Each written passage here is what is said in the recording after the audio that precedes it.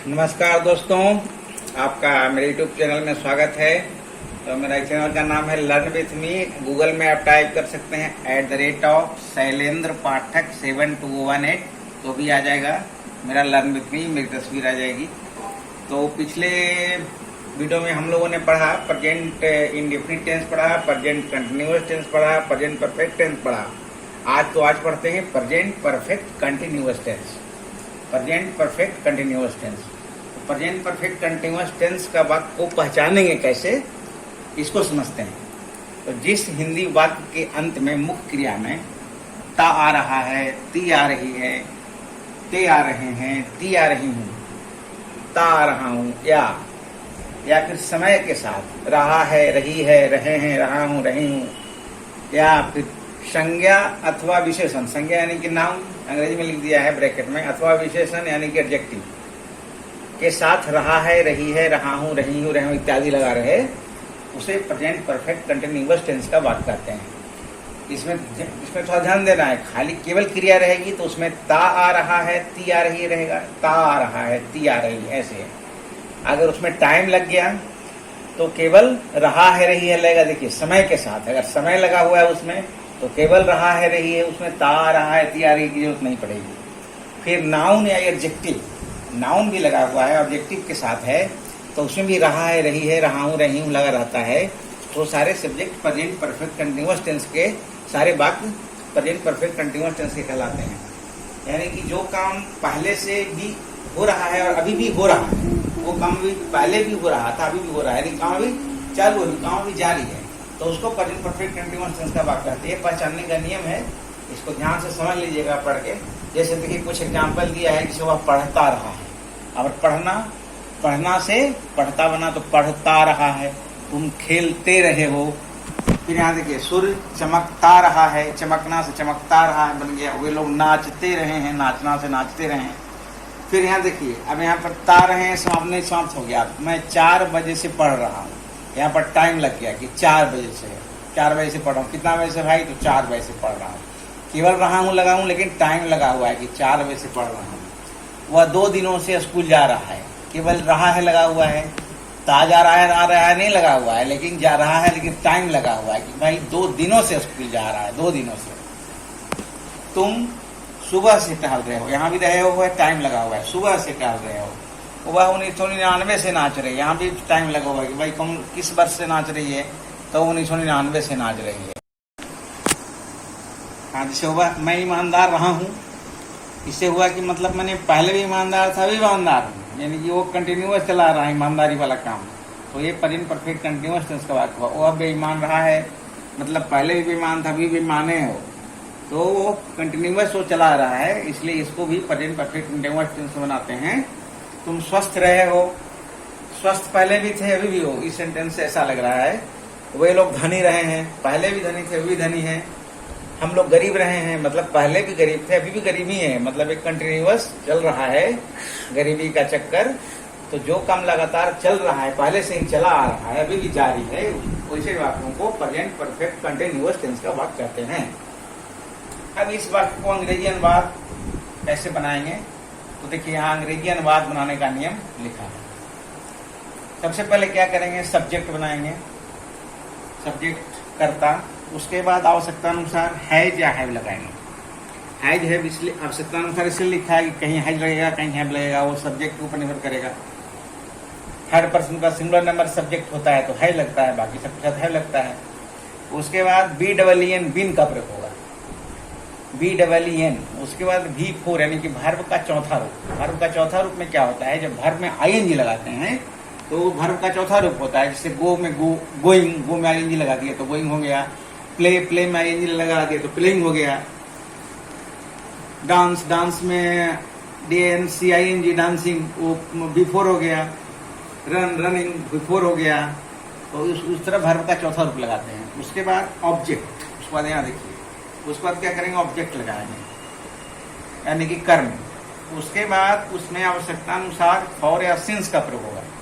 आवश्यकता अनुसार इसलिए कि कहीं कहीं फॉर का प्रयोग होता है और कहीं सिंस का प्रयोग होता है। और उसके बाद अदर्स लगाएंगे, जो भी कुछ और वाक्य में होगा उसका अनुवाद करेंगे। अब फॉर या सिंस कहाँ लगाएंगे, इसको आगे देखते हैं। मतलब फॉर का प्रयोग कहाँ होगा और सिंस का प्रयोग कहाँ होगा ये समझते हैं। तो अनिश्चित समय के साथ, अनिश्चित समय यानी कि पीरियड ऑफ टाइम उसको बोलते हैं, PERIOD, period of time TIME के साथ फॉर का प्रयोग होता है। और निश्चित समय, निश्चित समय यानी point of time, POINT, point of time के साथ सिंस का प्रयोग होता है।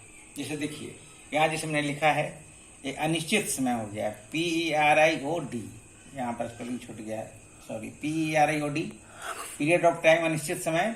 जैसे 2 दिनों से, तो 2 दिनों से कहा जाएगा फॉर 2 days, 4 घंटों से का फॉर 4 hours, 3 महीनों से का फॉर 3 months, 5 सालों से फॉर 5 years, बहुत दिनों से फॉर सेवरल डेज। इसमें सब अनिश्चित समय है। 2 दिनों से मतलब इसमें ये पता नहीं ना कि सोमवार से कि मंगलवार से कि बुधवार से।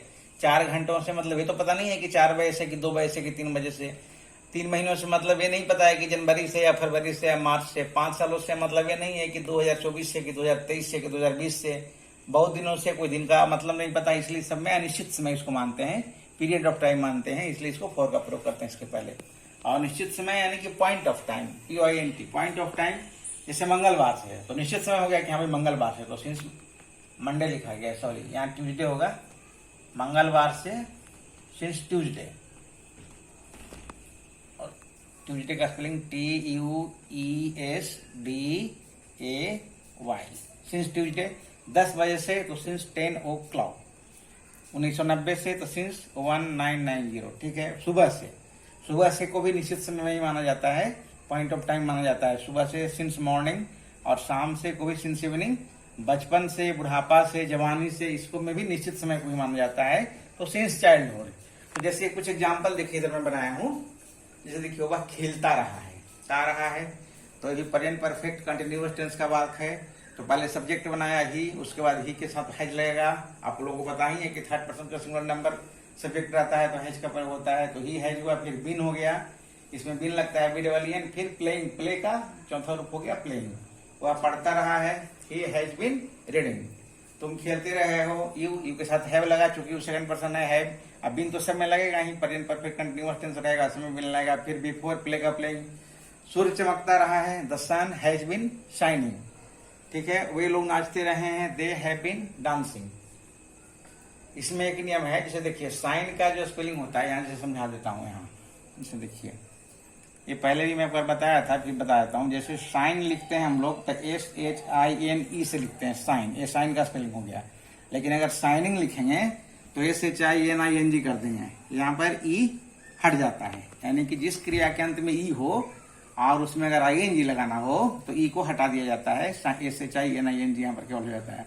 जैसे डांस, DANCE, डांस हो गया, डांस खाली है तो डांस के अंत में ही है। लेकिन अगर डांसिंग लिखेंगे तो DANCING, यहाँ पर क्या होगा, ये हट जाएगा, यहाँ पर ही हट जाएगा, ING केवल हो जाता है। ये नियम याद रखिएगा, ये पहले भी बता चुका हूँ पहले की वीडियो में। चलिए तो इसको मिटा दिया, यहाँ पर ऐसे समझाने के बना दिया था। अब जैसे मैं 4 बजे से पढ़ रहा हूँ, तो 4 बजे अनिश्चित समय है, तो I have been reading since 4 o'clock। वह 2 दिनों से स्कूल जा रहा है, he has been going to school for 2 days। तुम सुबह से टहल रहे हो, सुबह से शाम से को निश्चित समय माना जाता है। तो यू फिर हैव में हैव हो गया, बीन, BWN बीन, टहलना का वाक होता है, WAL के, तो इसका बिफोर चौथा रूप ING हो गया, तो वाकिंग हो गया। फिर सिंस मॉर्निंग, सुबह से, वह 1999 से नाच रही है, she has been dancing since 1999। चलिए कुछ और वाक्य देखते हैं। जैसे देखिए फिर मैं ईमानदार रहा हूँ। ईमानदार यहाँ पर क्या है, विशेषण है, एडजेक्टिव है। तो विशेषण या संज्ञा कि में भी अगर रहा हूँ, रही हूँ, रहे हैं लगा हुआ रहेगा तो अभी प्रेजेंट परफेक्ट कंटिन्यूअस टेंस का ही वाक्य कहलाता है। तो मैं ईमानदार रहा हूँ, इसलिए तो आई हैव बीन ऑनेस्ट। जिसे वह बेईमान रहा है तो he has been dishonest. Full stop, यहाँ फुल स्टॉप। तुम स्वस्थ रहे हो, यू हैव बीन हेल्दी। वे लोग धनी रहे हैं, दे हैव बीन रिच। हम लोग गरीब रहे हैं, वी हैव बीन पुअर। यहाँ देखिए, यहाँ समझने वाली बात यह है, केवल रहेगा कि मैं ईमानदार हूँ। देखिए यहाँ देखिए सेंटेंस है, जैसे मैं ईमानदार हूँ, तो मैं ईमानदार हूँ, आई एम ऑनेस्ट, यहाँ पर केवल हुआ। मैं ईमानदार हूँ का कहने का मतलब हुआ कि मैं केवल ईमानदार हूँ, मतलब अभी ईमानदार हूँ। पहले क्या था, पहले हो सकता है बेईमान था, ये आगे हो सकता है बेईमान हो जाऊंगा। वर्तमान स्थिति खाली ये बता रहा है कि मैं ईमानदार हूं, तो यहाँ पर इसका सिंपल ढंग से आई एम ऑनेस्ट बन गया।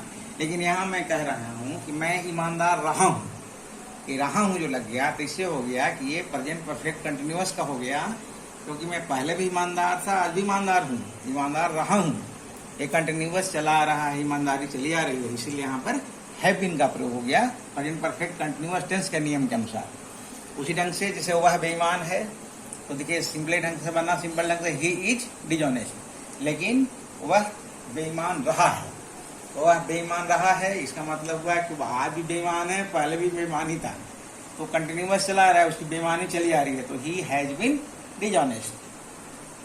उसी ढंग से तुम स्वस्थ हो, तो यू आर हेल्दी, सिंपल हो गया, लेकिन तुम स्वस्थ रहे हो, यू हैव बीन हेल्दी, ये ध्यान रखना है। जैसे वे लोग धनी हैं, यहाँ देखिए वे लोग धनी हैं, तो दे आर रिच, लेकिन यहाँ देखिए फिर वे लोग धनी रहे हैं, तो दे हैव बीन रिच। उसी ढंग से हम लोग गरीब रहे हैं, वी हैव बीन रिच, और यहाँ पर हम लोग गरीब हैं, वी आर रिच, पुअर है, यहाँ पर पुअर, सॉरी रिच बोल दिया, पुअर, हम लोग गरीब रहे हैं, वी हैव बीन पुअर, हम लोग गरीब हैं, वी आर पुअर। तो ये प्रेजेंट परफेक्ट कंटिन्यूअस टेंस का कुछ एग्जांपल्स दिया था, उम्मीद है कि आप लोग समझ गए होंगे। चलिए कुछ और दो सेंटेंस बता देता हूँ। जैसे देखिए, जैसे यहाँ लिखते हैं, अभी जैसे इसको हटाइए पहले, ऐसे कर लो, जैसे केवल लिखते हैं कि वर्षा, जैसे लिखते हैं कि वर्षा हो रही है, लिखते हैं वर्षा हो रही है, तो वर्षा हो रही है, ये प्रेजेंट कंटिन्यूअस टेंस का वाक्य हो गया। तो इट इज रेनिंग बोलेंगे, इट इज रेनिंग, RAINING, लेकिन इसमें टाइम लग गया कि 2 घंटे से वर्षा हो रही है, 2 घंटों से वर्षा हो रही है, तो ये प्रेजेंट परफेक्ट कंटिन्यूअस टेंस का वाक्य हो गया। इसलिए यहाँ पर प्रेजेंट परफेक्ट कंटिन्यूअस के नियम के अनुसार बन जाएगा, it has been raining, RAINING for 2 hours, 2 घंटों से हो रही है। तो अगर मान लीजिए हम यहाँ पर लिख देंगे खाली it is raining for 2 hours, अगर लिख देते हैं यहाँ पर ऐसे अगर लिख देते हैं कि it is raining for 2 hours, तो यह सेंटेंस गलत हो जाएगा। या अगर इट इज रेनिंग, ऐसे एक कॉम्पिटिटिव एग्जाम में आता है, ऐसा लिखा हुआ रहेगा it is raining for 2 hours, तो यहाँ पर दिमाग लगाना है कि यहाँ पर जब समय लग गया, तो इसका मतलब हो गया कि यह प्रेजेंट परफेक्ट कंटिन्यूअस टेंस का वाक्य हो गया, तो यहाँ पर हैज का प्रयोग हो जाएगा, हैज बीन का प्रयोग हो जाएगा। तो इस ढंग का वाक्य और बताऊंगा अगले वीडियो में, चूंकि वीडियो बहुत बड़ा होते जा रहा है, इसलिए तब तक के लिए शुभ रात्रि। आप लोगों को अच्छा लगे, मुझे उम्मीद है कि आप लोग समझ गए होंगे। तो आप लोग को अच्छा लगे तो चैनल सब्सक्राइब कीजिए और वीडियो को देखिए, सुनिए, को बढ़िया समझिए और कुछ सीखिए। तब तक के लिए शुभ रात्रि। Thank you so much.